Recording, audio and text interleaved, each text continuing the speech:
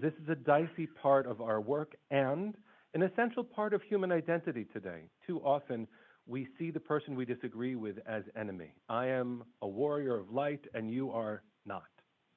Right? That is a disease in America, and the Jewish community is not immune from it. In order to have real conversation and do what ancient Jewish tradition believed, which was build a just society, we have to be a little bit more courageous and a lot more forgiving. There are lines that when they're crossed, that's not about the pluralism that I'm talking about, but there is a deep courage that can lead to some calm and confidence from which to articulate a position and not alienate. It won't always work. It requires two. Thich Nhat Hanh, that great rabbi, said, that's a joke, said that a real conversation is when two people speak and they're both willing to change their minds. Halavai. Wouldn't that be nice? But an ancient sage named Rabbi Hanina 2,000 years ago in Pirkei Avot, the first level of rabbinic text in the Mishnah, said Jews should pray for the welfare of the government without which people would tear each other apart. You only need to look at the hearings about January 6th to know that that could be true. So what is the Jewish way of engaging, not in a partisan way, and that's a really important distinction, not in a partisan way, but yes, a political way. We care about social welfare. We have this very interesting conversation about what is our lane. Our senior leaders went to Saudi Arabia. That's an interesting lane. We went to Poland on the Ukrainian border. That's an interesting lane. Our capital division is right now immersed in dedicating beautiful new facilities at HKC campgrounds, right? Where, by the way, I was a camper, so I have a lot of personal feelings about this and gratitude. Some of those camps are primarily not Jewish. Now, in terms of the campers that are going, that's an interesting political thing that we do. Societal welfare, food insecurity, reproductive justice, poverty, homelessness. Yes, anti-Semitism. Yes, hatred. So what is the place that we can take? So I wanted to give you a three-level way of thinking about it, and then just make myself available.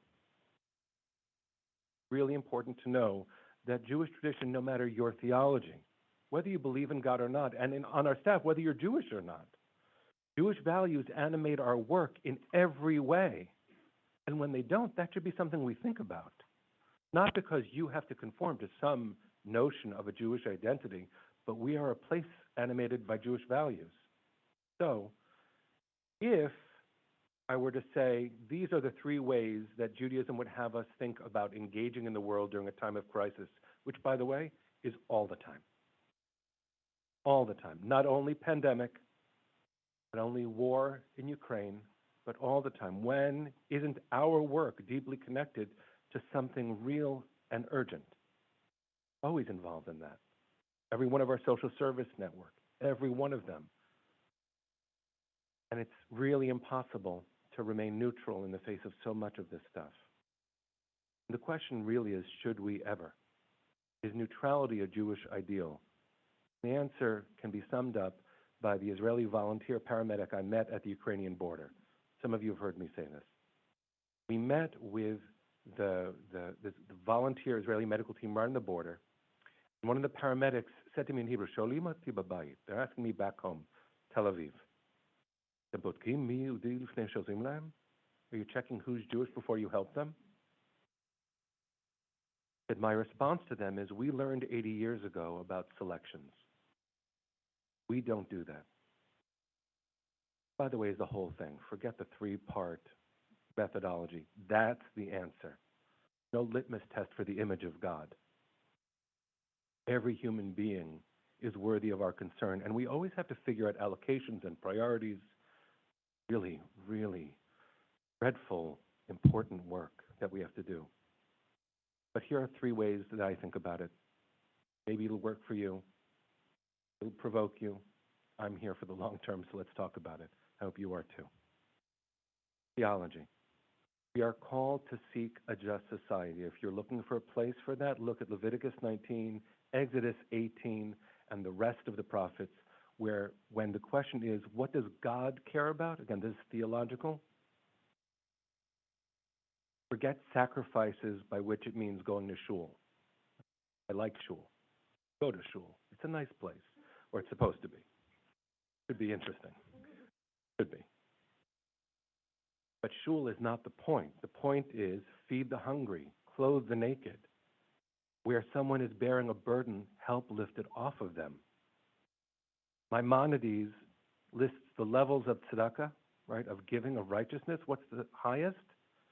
50 rabbi points. What's the highest?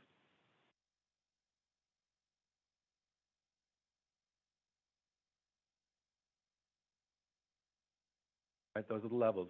Give anonymously or let it be received anonymously, even if you know who you're helping. That's how it gets higher.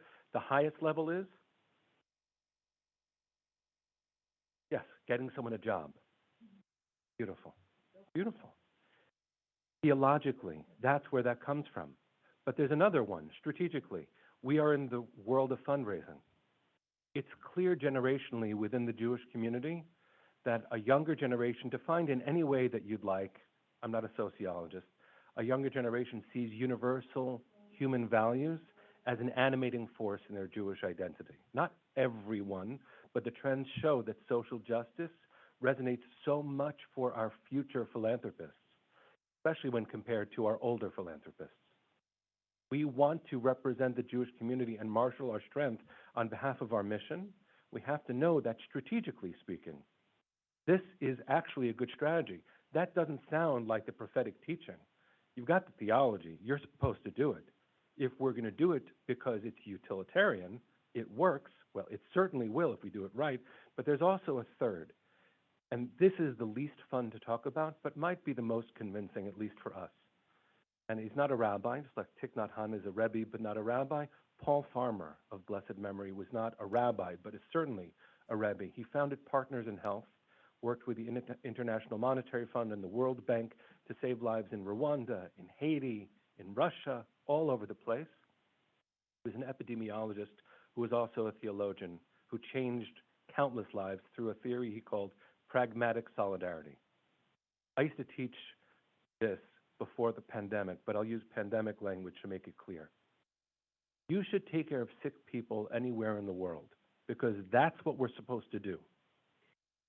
You might say to yourself, what happens across the world doesn't affect me. Pragmatic solidarity says, sure it does. You don't know how germs work if you think like that. So again, pandemic language.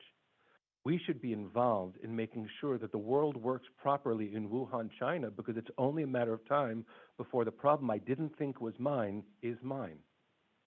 Theologically, do it because God told us to, or Jewish values mandate it.